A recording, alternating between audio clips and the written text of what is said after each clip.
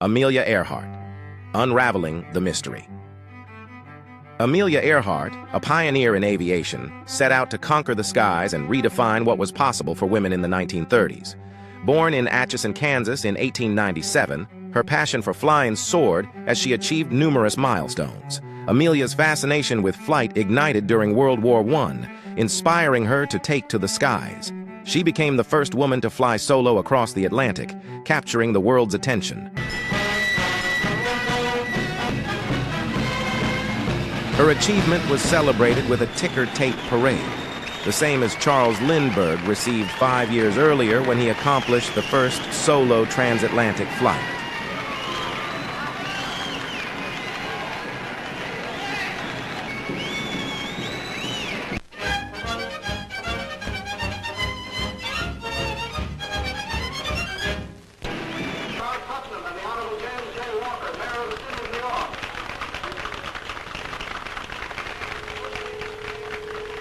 You remember that some 5 years before you took off, when Colonel Lindbergh made his solo flight across the Atlantic and coined the aeronautical we, that it remained of the masculine gender for some 5 years thereafter until you took off.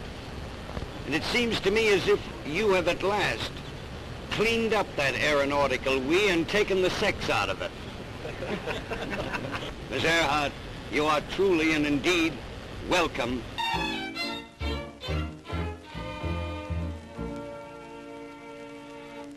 Miss Earhart, Mrs. Putnam, it gives me a very great deal of pleasure to present you with this rarely conferred medal. The whole of America is proud of you and your performance. I do thank you sincerely. I fear my exploit was not worth so great an honor. Her groundbreaking achievements continued as she set speed and altitude records. Amelia of the Atlantic won over the treacherous Pacific. Roaring into the Oakland airport, she brings to a triumphant finish her 2,400-mile hop from Hawaii after 18 hours in the air. 10,000 cheer the end of the epical flight as the Lady Lindy slides into a perfect landing with 2 records. The first woman to fly the Pacific and the first person to fly it solo. She receives one of the most tumultuous greetings ever accorded a flyer.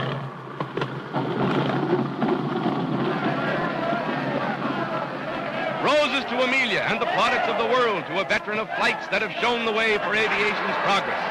It's her most brilliant chapter in a 16-year aviation career. How does it feel to fly both oceans, Miss Earhart? Well, it was very interesting to me to fly in southern waters rather than in the north. On the Atlantic flight, I had ice conditions and general storm. On this flight, really no bad weather at all except a few little rain squalls. I saw the moon and stars most of the night. Of course, in both flights, I was very glad to see land. Amelia's journeys often featured her experienced navigator, Fred Noonan. Together, they planned and executed historic flights that pushed the boundaries of aviation. Their journey took an unexpected turn in 1937. Departing from Lae, Papua New Guinea, Amelia and Fred vanished near Howland Island.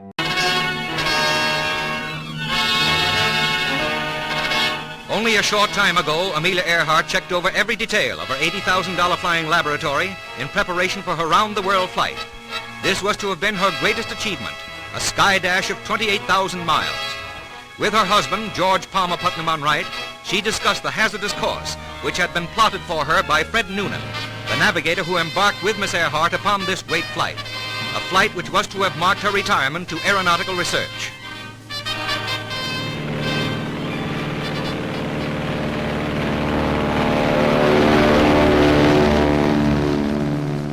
Then to a waiting world came news of disaster as the plane failed to reach tiny Howland Island in mid-Pacific. A British freighter, the Coast Guard, and the Navy sped to the search, the battleship Colorado steaming out from Honolulu under forced draft.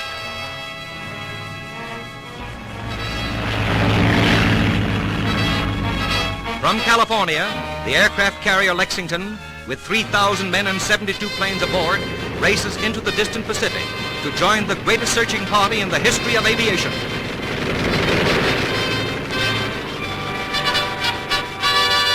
The prevailing theory suggests fuel exhaustion, but the lack of evidence sparked numerous conspiracy theories. Some theories, ranging from alien abductions to claims of Amelia faking her death, have emerged.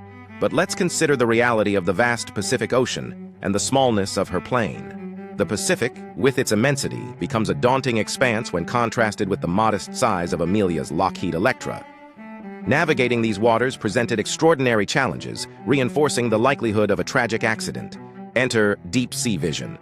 After an exhaustive 90-day search, costing over $11 million, their sonar images hint at a breakthrough, possibly revealing the wreckage of Amelia's Lockheed Electra.